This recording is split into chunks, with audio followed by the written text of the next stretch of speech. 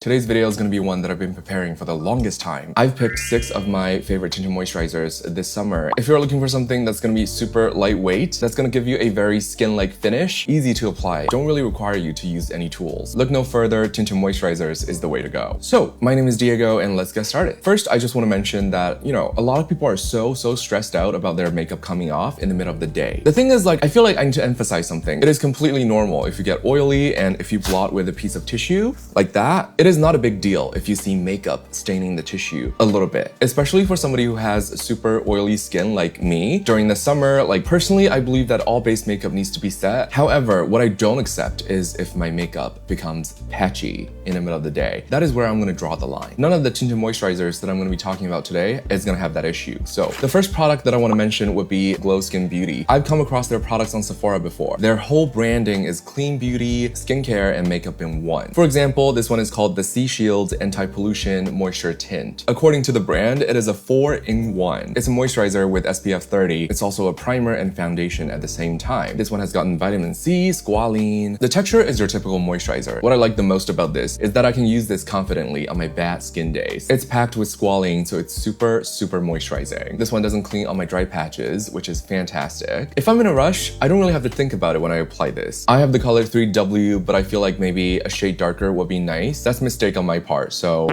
you can absolutely just use your hands. I don't really like getting makeup all over my hands, so I use a sponge. As you can see, it gives you a super nice and glowy finish. Coverage is really sheer, it's super see-through and breathable. I usually apply a second layer on areas that I feel like needs a little bit more coverage. This is what I use today on the left side, and on the right side, I'm actually using their oil-free version. That one has niacinamide, so it's really oil controlling. It's got a moussey texture. It honestly looks like a pore minimizing primer. Even though I have super oily skin, I still prefer their regular version. Next would be these tinted hydrator from Wet n Wild. This one has been super popular, super affordable. I have it in the shade medium tan and light medium. The finish is really nice. However, the color is a different story. Light medium is too light for me and medium tan is too red. It oxidizes quite a bit. Once it oxidizes, it gets even more red. I have to mix the two to get my perfect shade. Fortunately, these are super affordable, so getting 2 wouldn't really break the bank. This one doesn't really have any fragrance.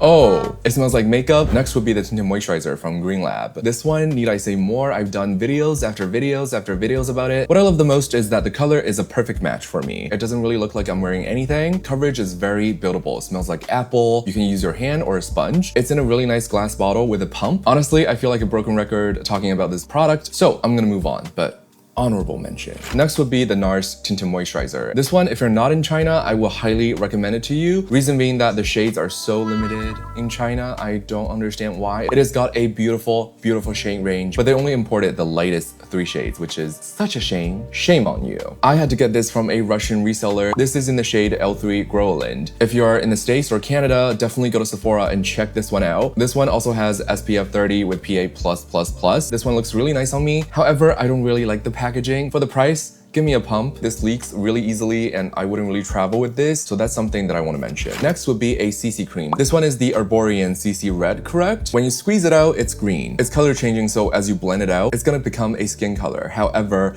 I do personally find this a little bit gray on me, so I definitely use it prior to applying my base makeup, instead of straight up using this just as my base. I've done that before, it's just not that flattering. Last but not least, Code 8. These I've done a dedicated review as well. These are definitely high-end. However, if I'm judging by the way it makes me look, I think it's worth the price. Personally, okay? It just gives you that expensive glow. Color selection is really weird. I had to mix the 2. These 2 shades are right next to each other, but I feel like there could be 5 shades in between of these shades. I had to mix the 2 to get my perfect shade. However, it's so expensive. It's just not really reasonable for me to recommend you to get 2 of these. Also, I'm not the biggest fan of the fragrance, so I just wish that Code 8 can put out a version that doesn't have the fragrance and also just give us more shades in the future. All right, that is all for today's video. I know a lot of people want to see me do videos like this. This is going to be the first out of many that I'm going to be making in the future. I'm going to make a video talking about my favorite foundation, my favorite blushes, bronzers, everything. So if you want to see more of that content, please don't forget to subscribe and like this video. My name is Diego. Thank you so much for watching. I'm going to see you next time.